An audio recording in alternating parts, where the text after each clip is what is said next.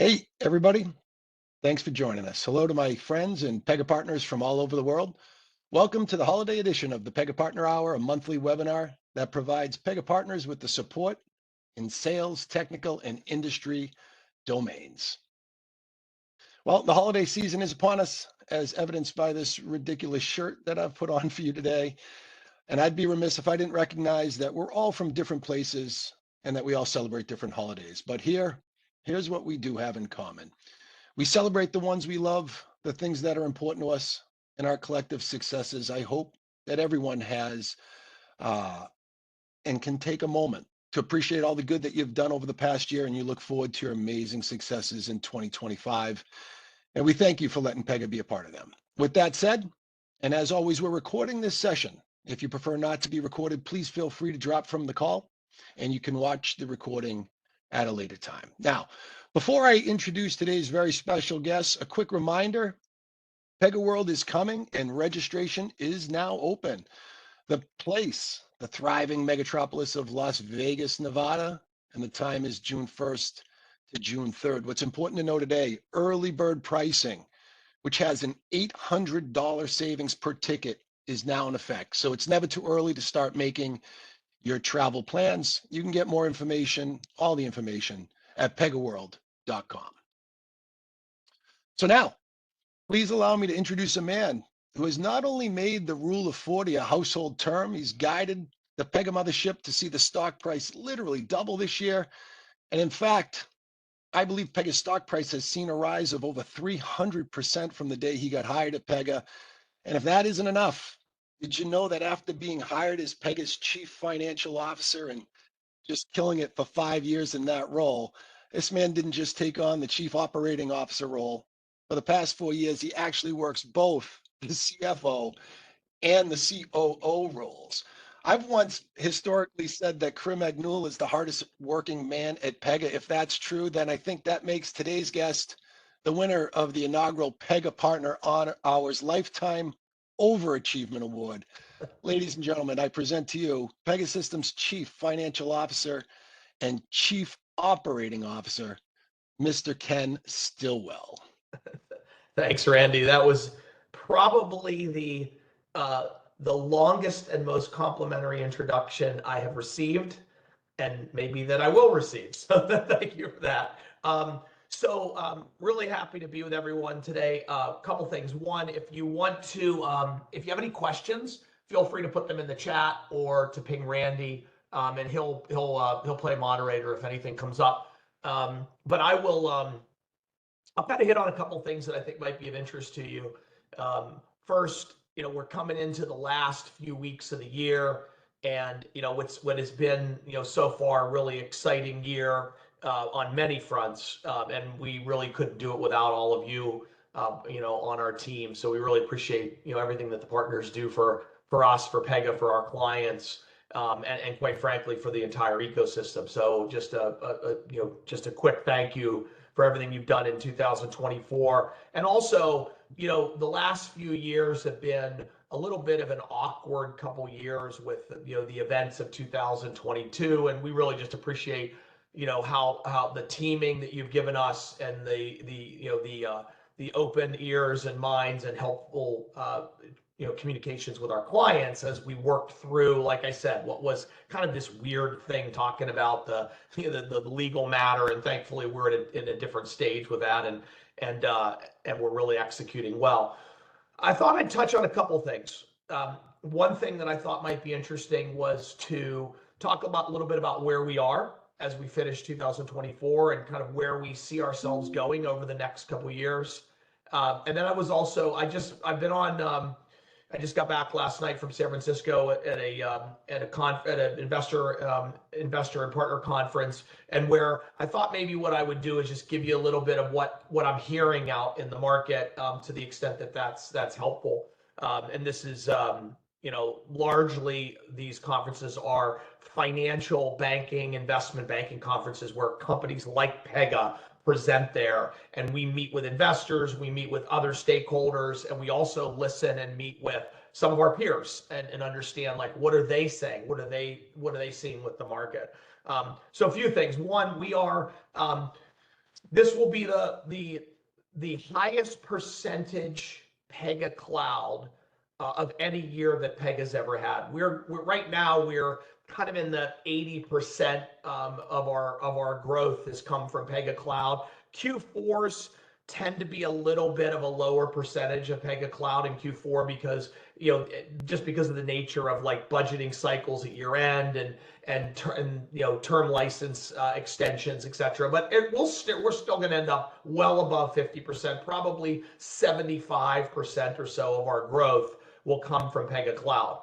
In the future, I would expect that number to be even bigger. I would expect over the next 3 years that number to start to grow up closer to 80 to 90% of our growth will come from Pega Cloud.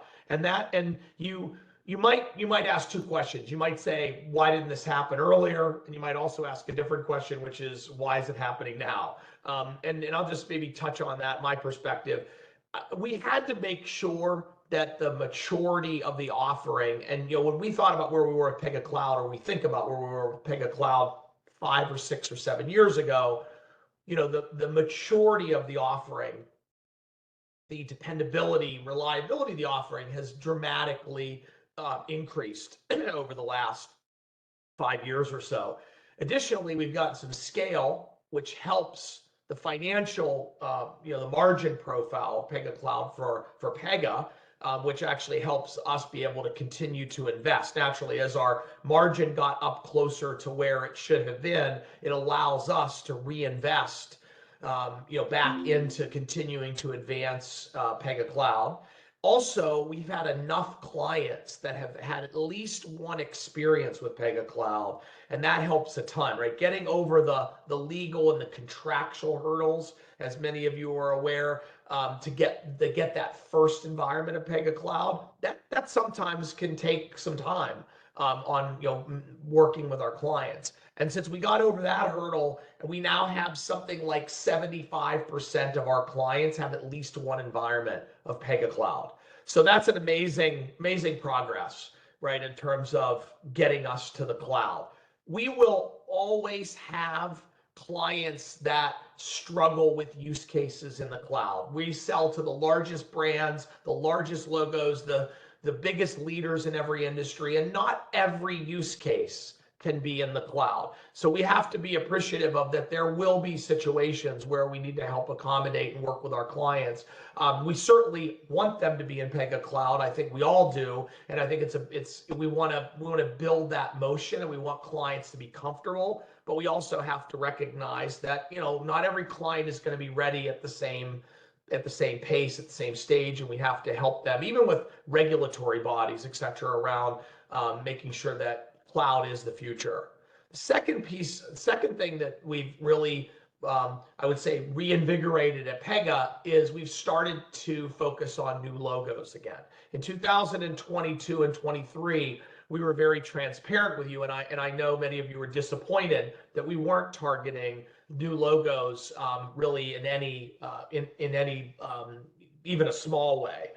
When we started 2024, we made a very focused effort to create our growth accounts, which our growth accounts are major accounts focusing on new logos, expansion into companies that have not done business with Pega, which we believe there's a tremendous opportunity out there for us and also for you. So we've started to open up the kind of the faucet on new logos. We will continue to be very thoughtful around the types of organizations that we feel like there is the highest propensity for them to need Pega, and also companies that we can help to grow and expand over the years collectively. So we do want to be really thoughtful about targeting those orgs.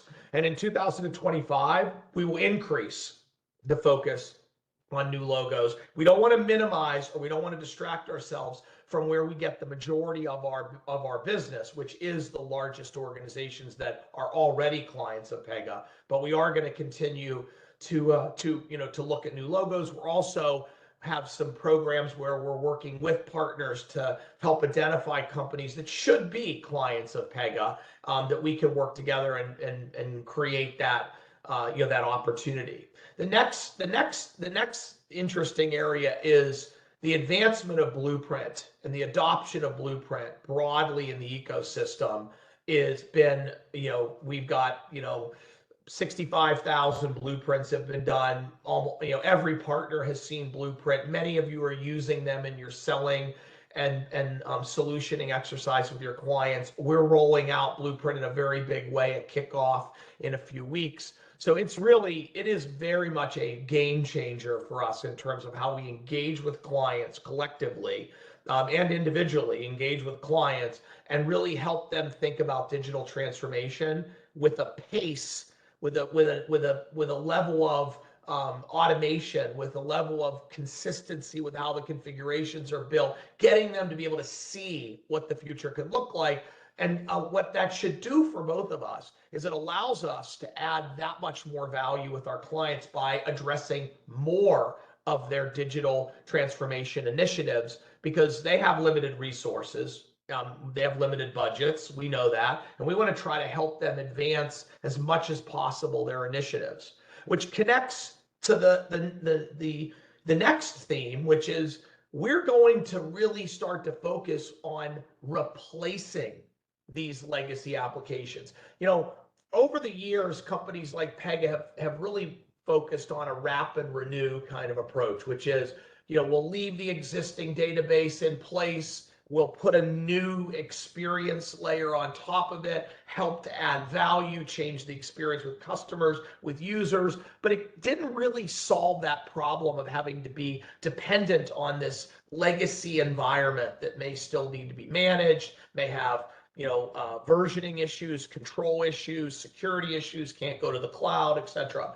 Or may not be able to go to the cloud. So I think there's really this next evolution, which is we really need to be prepared to be the system of record for some of these legacy applications that would move into the hyperscaler environments. And we want to work really closely with all of you to help unlock that opportunity. I think Blueprint is perfectly fit to help us with that. So there's a lot of stuff, a lot of exciting stuff going on at Pega. We expect 2025 to be a growth acceleration year driven on the backs of the Pega Cloud, of new logos, leveraging Blueprint and legacy transformation.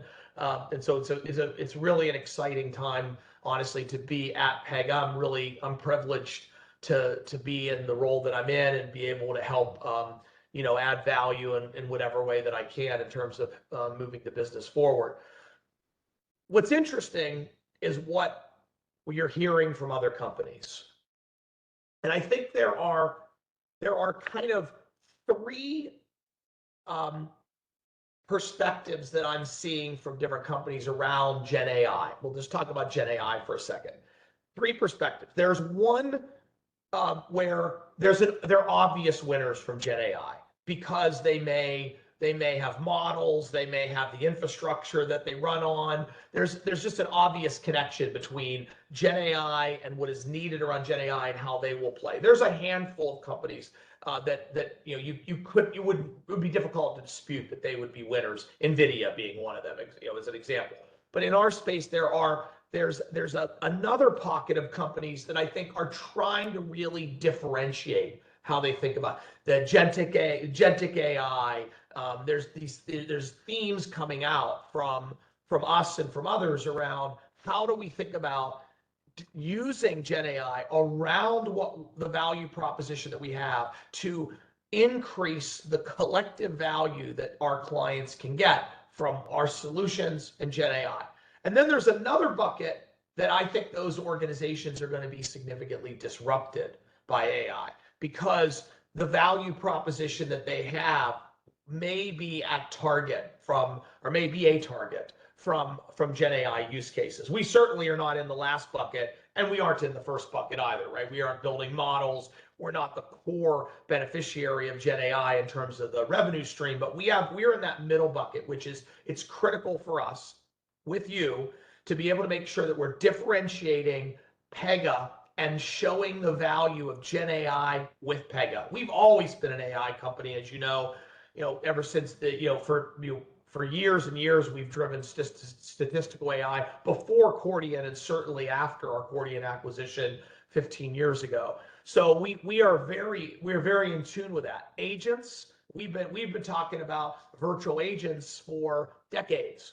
We've always thought about this end-to-end automation, which is fundamentally connected to the agentic AI discussions. But what we really have to make sure that we understand is that clients are very risk averse. That's another theme that I'm hearing.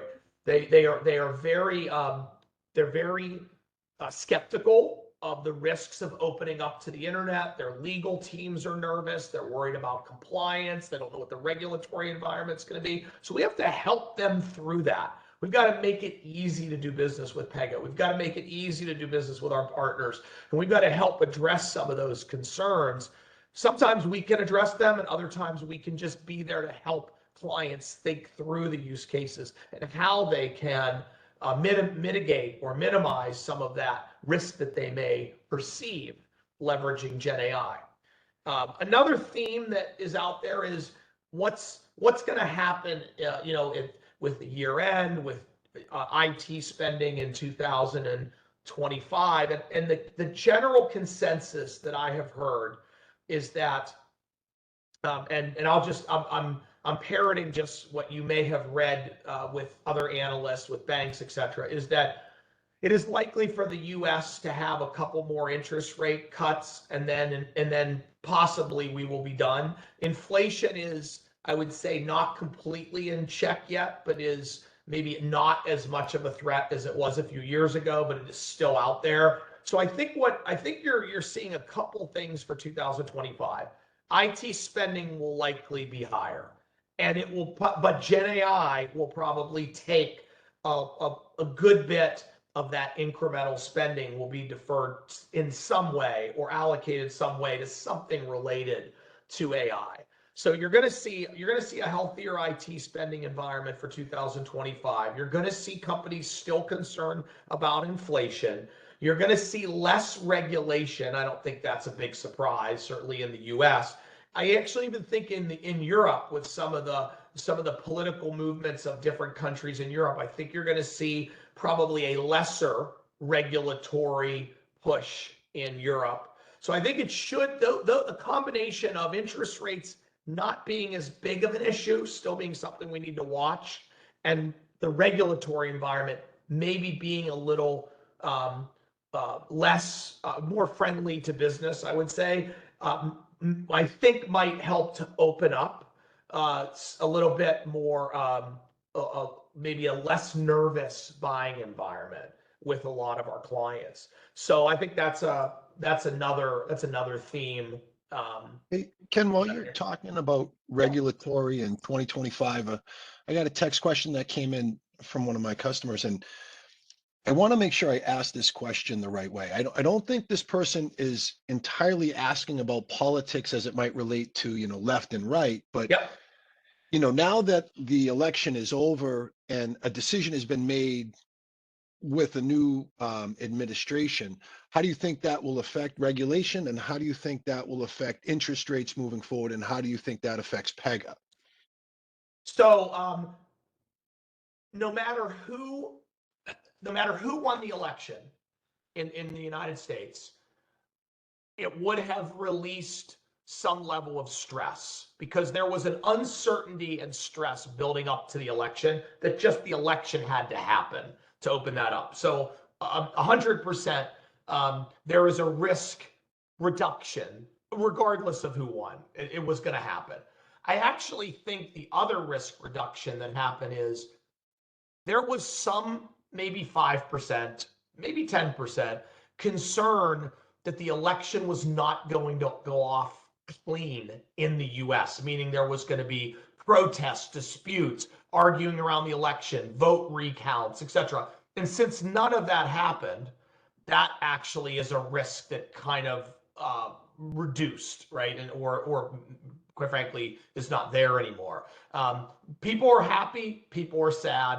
That happens with any election, right? You win, you lose. Sometimes you win, sometimes you lose. I just think that's just the nature of politics. But I do think as a country, we feel like we've moved to the next stage of trying to now assess what's going to happen with policy. So the second part of your question, Randy, was interest rates. I do not see interest rates going back to where they were during COVID, maybe ever. I think we are living in a world where we have accepted that interest rates will be higher. I think what we have to recognize is that there is risk for inflation in the future, but there are a lot of things that are anti-inflationary that help offset that. Price levels, spending, government spending, the debt level of the U.S., debt level of the U.S. Those all have inflationary risks. Reducing tax, that has an inflationary risk. These are all things that can actually cause inflation to go up. However, Gen AI, very anti-inflationary. The US producing more natural resources, very anti-inflationary. Like there are things that are offsetting inflation. So I do think, what I've read is more, I think you should expect more of a stable environment in 2025. Now, I'm not a economist and predicting that. I'm just saying what I have heard from other economists around what 25. I think people would expect 25 to be a relatively stable year. There have been discussions about, is this a Goldilocks scenario? I don't know if I would go that far. Goldilocks being the analogy of like everything is just almost working too well in the economy. I don't believe that. I don't think that's where we are. I think there's a lot of room for improvement in terms of the buying environment, but I think interest rates will stay in a range for 2025. I think the biggest risks that we have to the economy is going to be rationality of government, primarily for us in this conversation. The U.S. government has the rationality of the U.S. government has global implications. The willingness of certain bad actor countries, so to speak, to play less bad, right? To be a little bit more in bounds. And then, our relationship with large trading partners, primarily China. So I think those, like, if we can keep rationality, some level of rationality in government, try to minimize the volatile policy, we can maybe reduce the amount of global friction that happens now between either encounters like in the Middle East or in Russia, Ukraine, or the always concerning risk in the APJ region around primarily China, Taiwan. I think those are the big global risks. I think in general, countries are, they're moving in the path of being healthier than they were a few years ago. I think the COVID stuff has started to work through the system. So I think what that means for Pega is that, we have an opportunity to accelerate our growth. And that acceleration of growth is going to be existing clients, new workloads, digital transformation, using Blueprint, legacy transformation. It's going to be selectively targeting new logos, making sure they're the right verticals, they're the right use cases, that they have the propensity to buy, that they have the problems that we can solve, workflow, digital workflow, legacy applications, legacy use cases. I think that's where our opportunity is. And I think I don't know that our opportunity, to be honest with you, has been bigger than it is right now. I don't know that there's been a bigger opportunity for us, all of us, in and around the space that we're in. Process is cool again, right? I mean, it went a little bit more towards like, CRM, commercialize, off the shelf, and it's back to where workflow and process is fundamental to every single thing that clients are doing. And I think we're, really well positioned for that.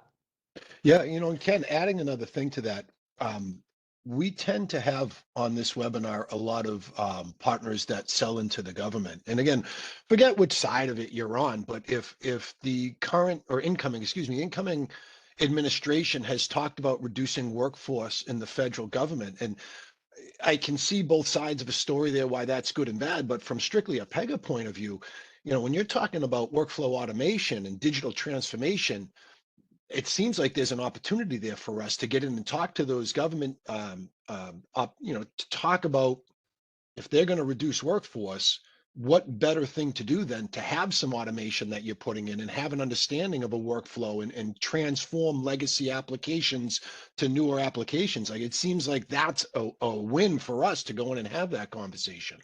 So I'm not like, once again, this could get, these comments could be misconstrued as being political, and I don't mean them Yeah, that I way don't want at to be all. But political. I yeah, don't want to be no, political. I was gonna say my response to that could be, so the work that Elon Musk is actually talking about looking for spending efficiencies in the government. If you look at the example that Ramaswamy and Musk called out, which Right. is 50 applications in the US government that are older than 30 years old, that are on technology that cannot even work anymore, where they're spending billions of dollars to basically support those applications. How is that not an opportunity for all of us, right? Like, we if they go after these, like, these legacy applications, that's our space. Like, I mean, they couldn't pitch. Now, what agencies are they going to go after? How much of that is really going to be headcount? How fast can they even do any of that? How much does Congress need to be involved? Um, there's all kinds of wrenches that can be thrown into that plan. But what this will do is it will force visibility. It will force exposure to the fact that the U.S. government should be embarrassed at having 51-year-old applications built on pre-COBOL situation. I mean, like, it's just, come on. But they Right. don't have the catalyst, and in some cases, they don't want to allocate the budget, or they can't find the budget to be able to fix that. If you have somebody pushing that from a senior level, that might force digital transformation faster. Might.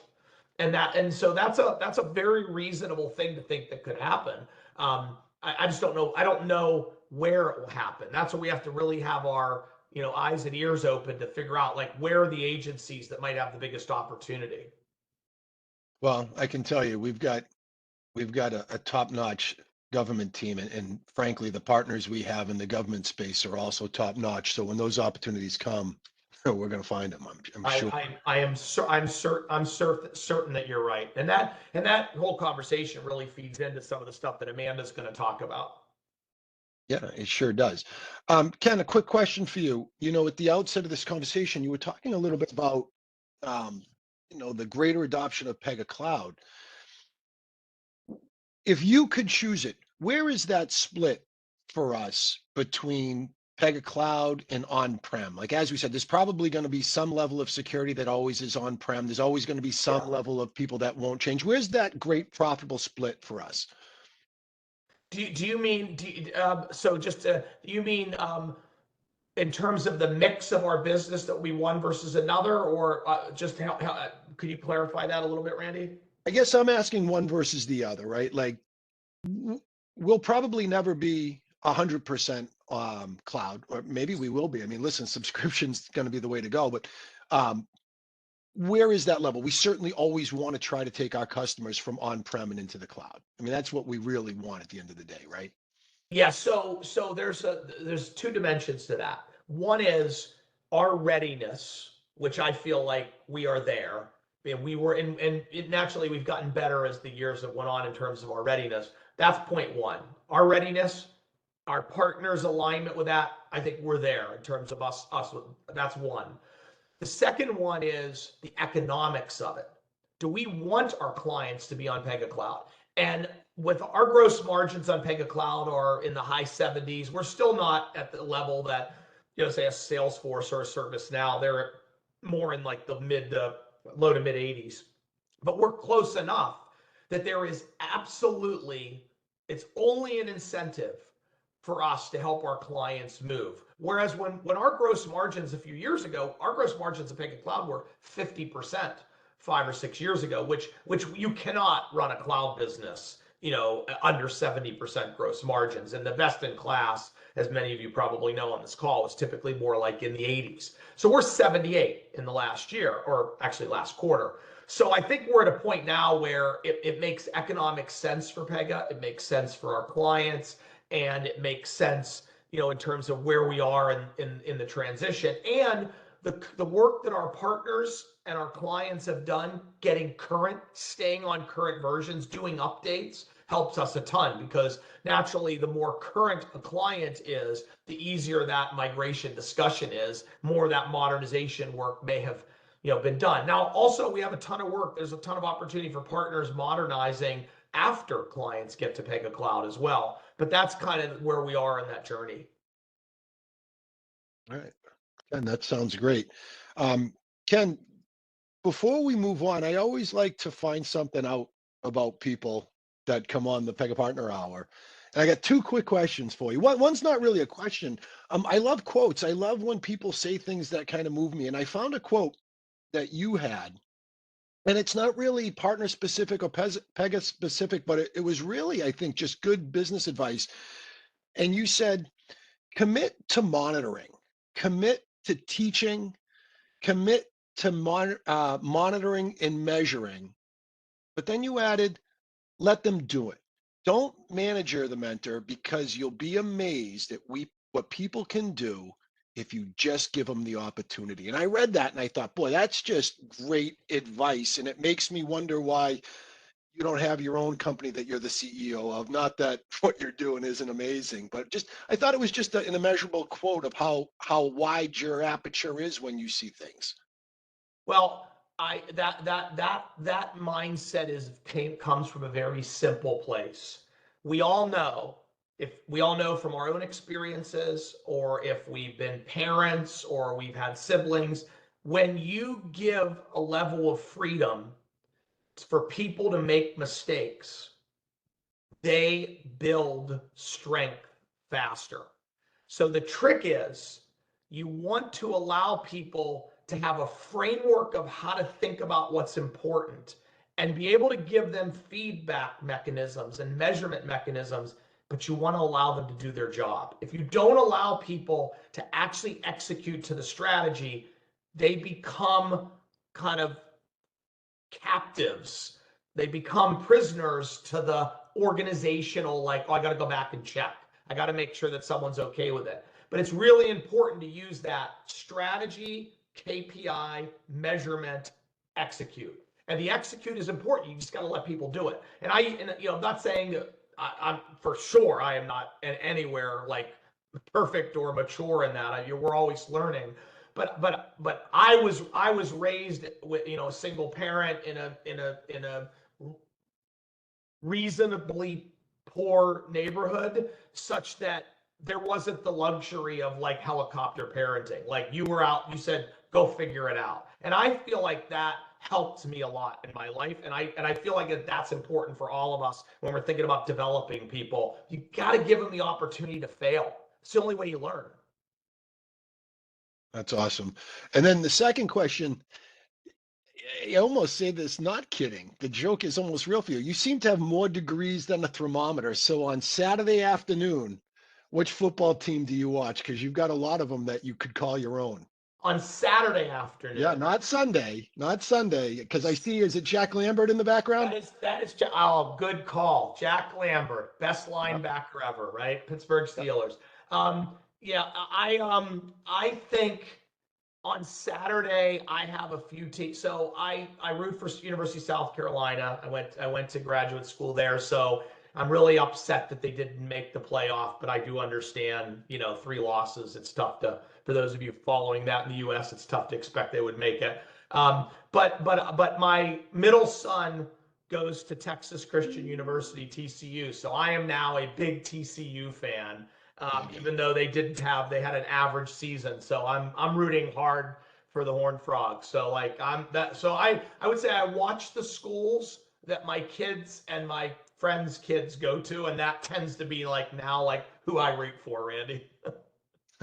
That's great. Ken, listen, I can't tell you how much I appreciate you coming on today. And if we get any questions that come in, we'll make sure we chase you down to get them.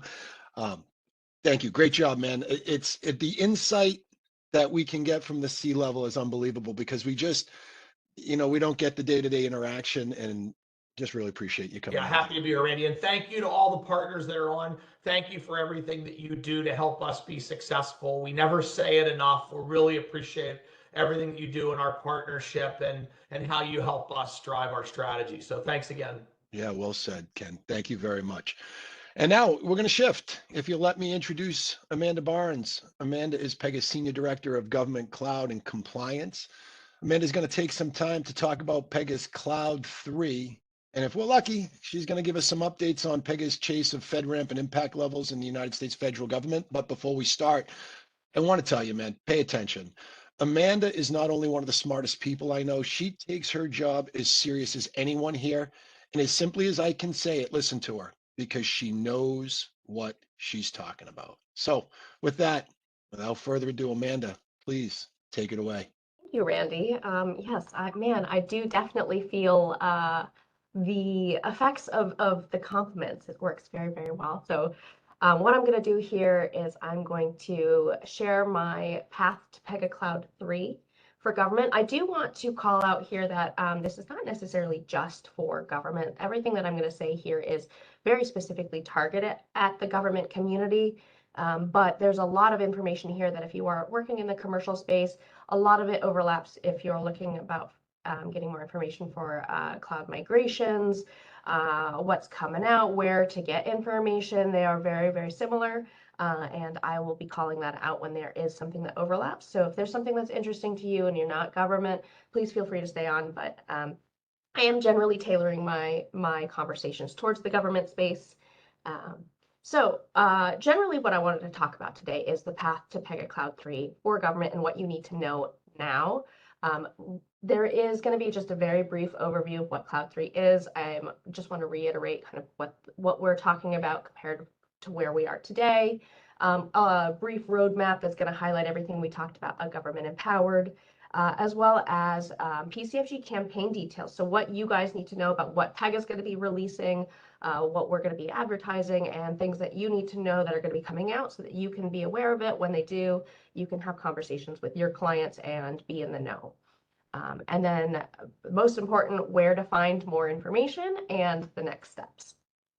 So with that being said, let's start about going over what Cloud 3 is. So previously we had a monolithic cloud where everything and all of our services were integrated into essentially one architecture that was completely intertwined. What we've done in Cloud 3 for both our commercial and our government space is change that to a microservices architecture. And we are using Kubernetes for our containerization. And what this does is it allows us to more holistically manage all of the different aspects of our cloud in a more seamless manner so that everything that we're doing behind the scenes, kind of the black box of the infrastructure and the cloud monitoring and the compliance is less impactful on our clients. So if something goes down, we have a lot more ability and flexibility to have something kind of be spun up, and while we fix it, there is no impact to the clients. We can do micro updates and target very specific services when we do updates instead of having to break things down. And then one of the additional benefits of this is that we are adding a region for Cloud 3. So right now we operate in AWS GovCloud West for the government, and we will be adding AWS GovCloud East to our service offerings, which is really fantastic. So just kind of give you a visual of what this means.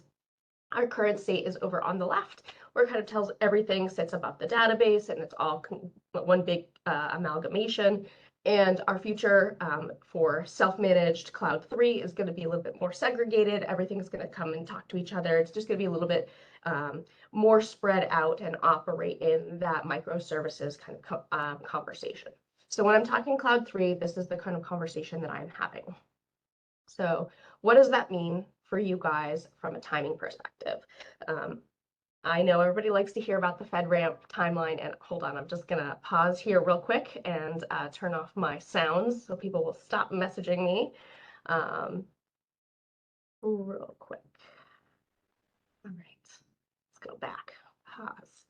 All right, so in October, on October 16th, we did receive our ATO for FedRAMP High with the VA. Unfortunately, what happened is we made it into the FedRAMP review queue, and their review queue is pretty extensive. So we're still in a holding pattern waiting for the FedRAMP PMO to finally review that package. We do not have an updated date on that one, unfortunately. We are in contact with the PMO, and we just get an update on where we fall in the queue every week. And it is getting there, but it is taking a little bit of time. So as soon as we have a date from the PMO for when they're planning to review it, we'll be able to update you guys as soon as possible. We are still hoping to get it by the end of the year, but I think based off of how the government operates generally with the end of year cycles, everybody going on vacation, we will probably not see that until the early 2025. As soon as we get it, we'll talk a little bit about what happens in communications related to that later. So we'll come back to that topic. As it relates to impact level 4 with our ATO with the Air Force. So we are IL4 authorized. We are working on the DISA cloud boundary connection with Air Force and getting that ATO up. They are targeting February right now for their finalization of the ATO. So that's a fantastic timeline for us, and we will be making announcements similar to that with FedRAMP High as soon as that comes out. So how does this Cloud 3 timeline relate to you guys specifically? We will be providing anybody who's interested a copy of our security package for Cloud 3 available for review. That will have everything except the security audit report, and that will include the entire security package minus the audit report because we won't have gone through our audit at that time. If anybody's interested in figuring out what the difference is, that's a good time to go through the control differences. If you're going from moderate to moderate, there's about 40 controls that are different between Cloud 2 and Cloud 3, so not significant. And if you're going from high to, or from moderate to high, there are about 180 controls that you'll need to address. So again, still not that significant from the two, which is really good. It means that we've did a great job with our architecture changes, and that we're pretty much just updating the sections related to architecture and nothing else, which is great. And then going through our audit will include some additional products, and I'll talk about that on the next page. And we'll be making our Cloud 3 GA roughly at the end of April. It kind of depends on where the third-party assessor falls with the completion of their audit. They are targeting April 15th for the closeout of their audit for 2 weeks later to be the final GA. So we'll be announcing all of that as we go, and I'll talk a little bit about that later. We are going to be moving to a multi-audit system here at Pega. Previously, it was an annual audit just in November. We are going to be doing an audit in March and April every year, as well as either June, July, or August, depending on where production falls. So there will be 3 audits going forward in perpetuity, and that's to make sure that we can continue to add things as we go. We don't have to worry about everything getting into the audit at the end of the year and missing it and having to wait a whole year. This is going to make sure that things like new versions of platform, when they come out, we can put them into the next audit release. You're not going to be waiting a whole year to get the previous versions. Version of Infinity, say for example 24.2, you won't have to wait until 2025 to get 2024's version of Pega. So that's the goal there. Now, as it relates to the specifics on product, right now what's currently available in Pega is going to be the current products here on the left.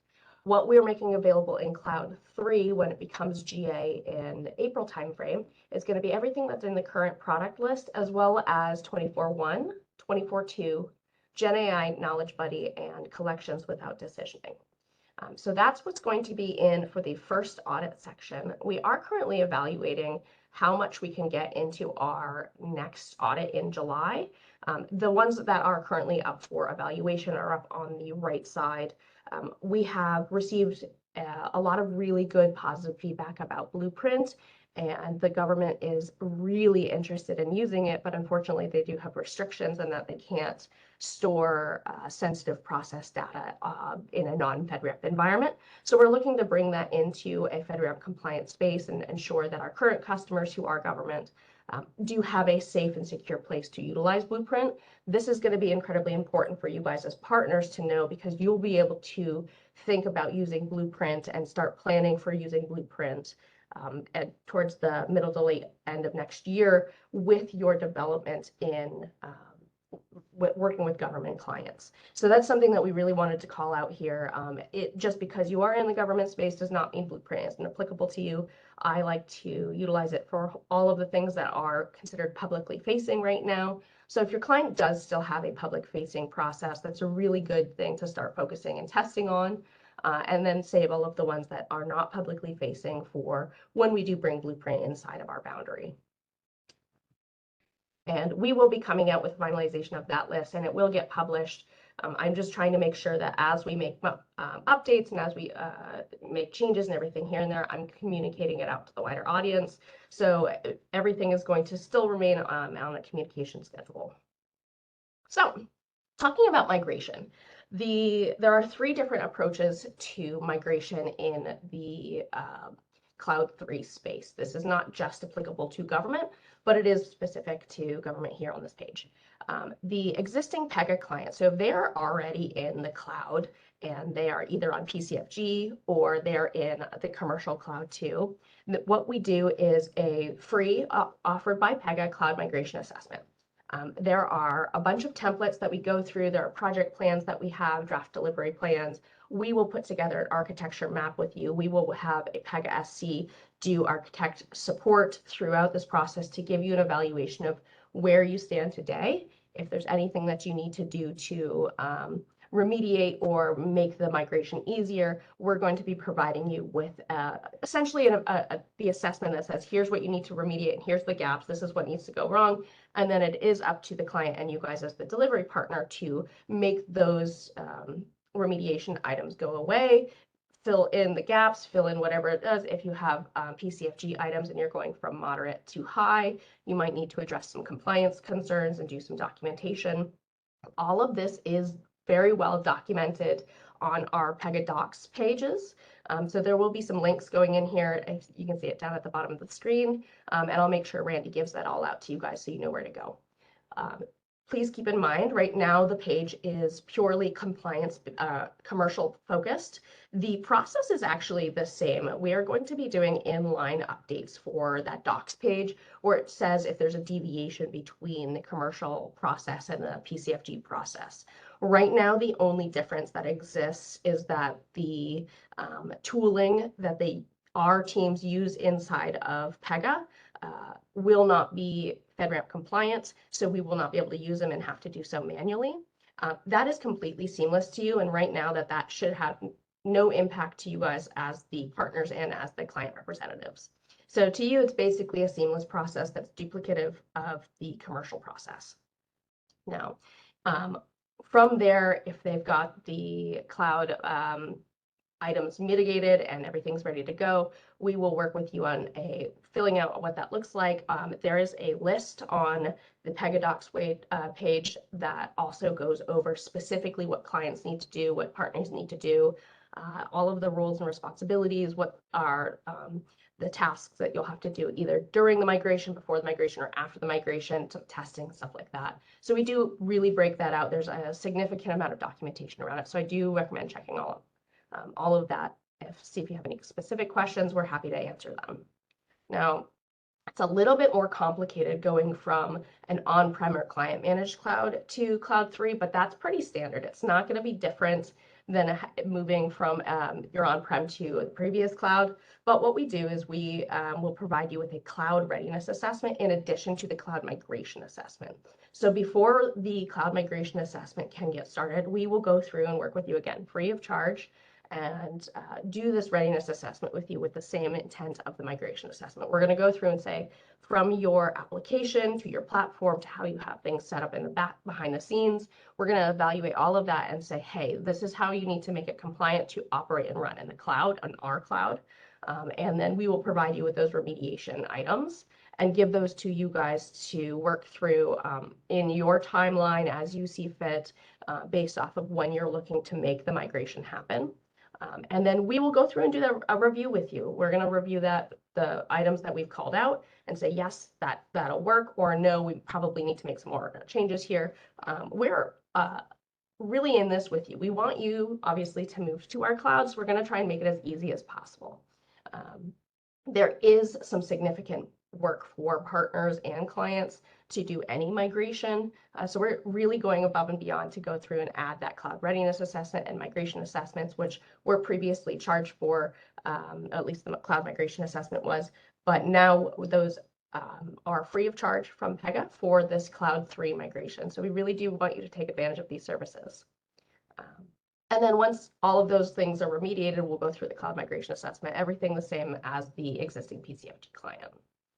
The easiest way to get somebody into cloud is to be new to Pega. It is just going to be following the standard onboarding process for a government client. There's no deviations whatsoever. It's really just going to be seamless cloud transition for them. So with that being said, what are we going to be talking about upcoming, and how does this phase in with you guys, and what do you need to be aware of? So right now, phase 1, we are working through that FedRAMP High authorization. It has a TBD date. Originally, they were saying 3 weeks, and that has blown by, and it's been about 8 weeks since we've submitted our package. We're still working with FedRAMP, trying to get an updated date as soon as possible. And then going through with once we have our authorization, we're going to be doing a press release. We have a landing page ready for you guys to come check things out, get all of the documentation. There's going to be a blog and a data sheet that's going to be specific about all of the things that you need to know about PCFG relating to FedRAMP High.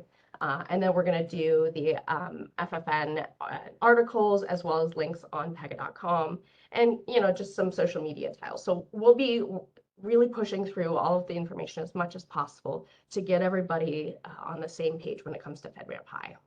Next, once we've gotten our FedRAMP High and we've got our Q1,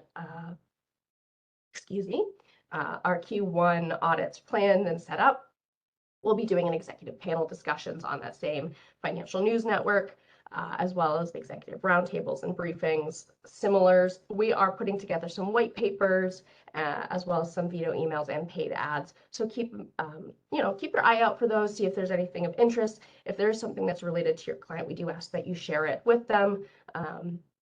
And if you have questions or if you want something specific, please do reach out through your partner manager or your CSM, whichever one is easier for you to do. We really want to hear about what you guys are looking to have from a information perspective. So if there's something that we can do that's specific and unique to partners, that's something that I would love to hear about, and I'd love to make sure that we put into our campaign. And then just generally after Q2, we're going to do our standard webinar series. We'll probably be working here with Randy to do a whole bunch more on the Partner Power Hour as it relates to compliance, as it relates to contracts, what you need to know, and really share with him if there's any specific topics that you really want.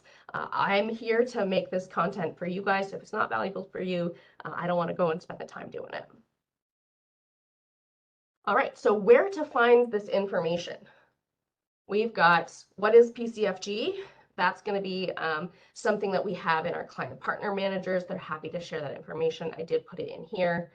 They have a whole bunch of information that's inside that gets updated on a regular basis. So if they're seeing it internally, they will always have the latest. And they'll be able to have that conversation with you and bring me into it if you need to have conversations with your client on your client ISOs.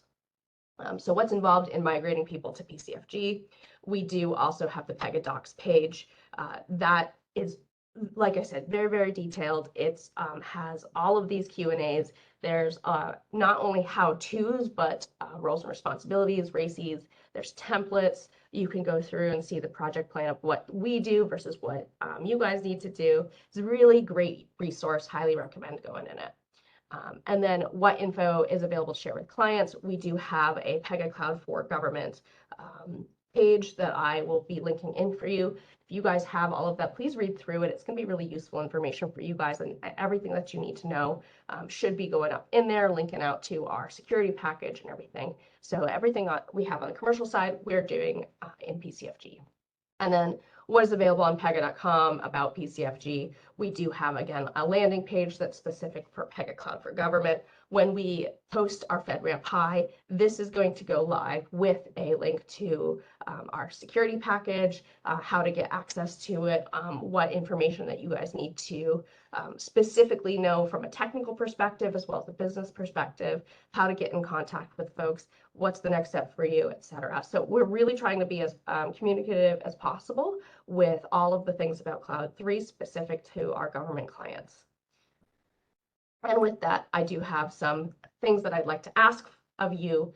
Identify which clients that you think would be a good candidate for a path to cloud. If there's somebody that you think is an on-prem or client managed service, they do have the longest lead time to delivery. So think about them as far in advance as you can. We all know that the government moves pretty slowly, and we want to make sure that we've got their cloud assessment done, the readiness assessments. If they're on-prem, start them as soon as possible because sometimes those remediation items take a while to get through. We want to make sure that you guys as partners know about it, have the information, know what work's going to be coming up, especially if you're thinking about your next contract, if you need to extend periods of performance, all of that can be informed with the cloud readiness assessment and then the migration assessments. So really go through and communicate with your account teams, with me, with Randy, about what information that you guys need to make sure that you can have those conversations with your client. And we're happy to come in and do cloud value add discussions, go through, and I can bring in somebody who can talk to the information system security officers, the networking team, your business folks. Please lean on your account teams. They know exactly who to reach out to, and if they don't, they come find me and I find them somebody. So we're happy to be your partner in your partnership with clients.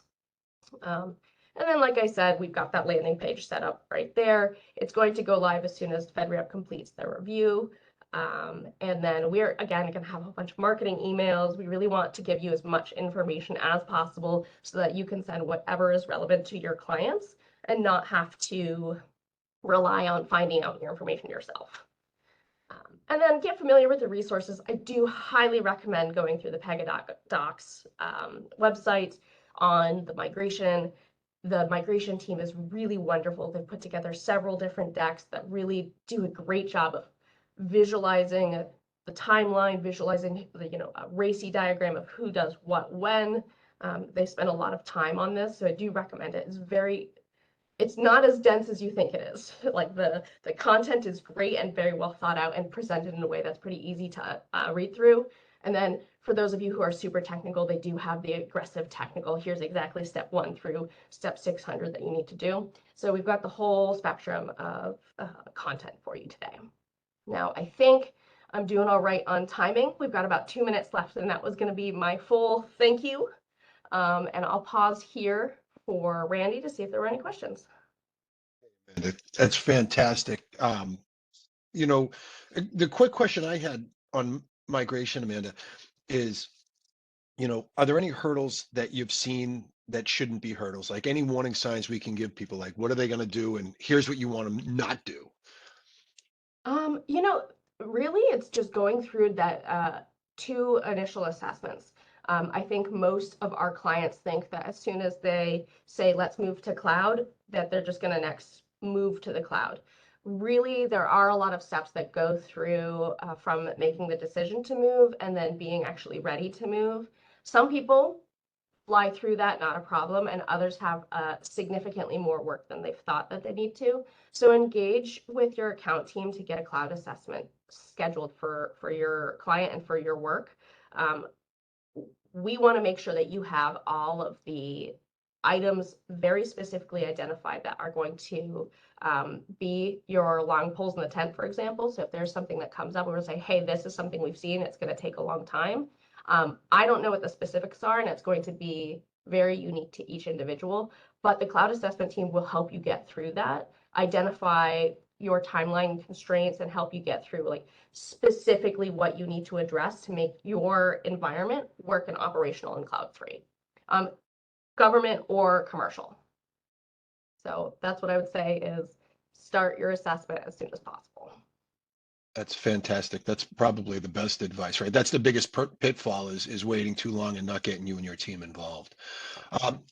Listen, as we're pushing an hour, Amanda, thank you. I want everybody to know this presentation didn't exist 2 days ago. Amanda jumped in on 2 days' notice because the original scheduled speaker came down with the flu, and Amanda just fantastic job, man. A total home run. I can't tell you, Amanda, how much I appreciate you today on this hour and every day. You do a great job in everything you do. I really appreciate it. Thank you so much. You're welcome. And also, I want to thank Ken and Amanda for all the work they put in today's presentations. And as we reach here the end of another Pega Partner Hour, also the end of a great year, I want to remind you that we'll still be here in 2025 on the second Friday of every month at 11 a.m. Eastern Time. And before we sign off, I do want to take one more minute to thank everyone who makes this hour happen, from my leadership through my coworkers. But there is one person who is up early every time and frankly doing all the work that makes this happen and getting zero glory. I wanted to take a minute to call out and thank John Lynch and his team for a year's worth of work. This hour just frankly doesn't happen without him. So with that, I wish you all the best this holiday season. I look forward to seeing you all in 2025 for the next episode of the Pega Partner Hour. And until then, and as always, sell and be well. Thank you very much for spending some time with us today.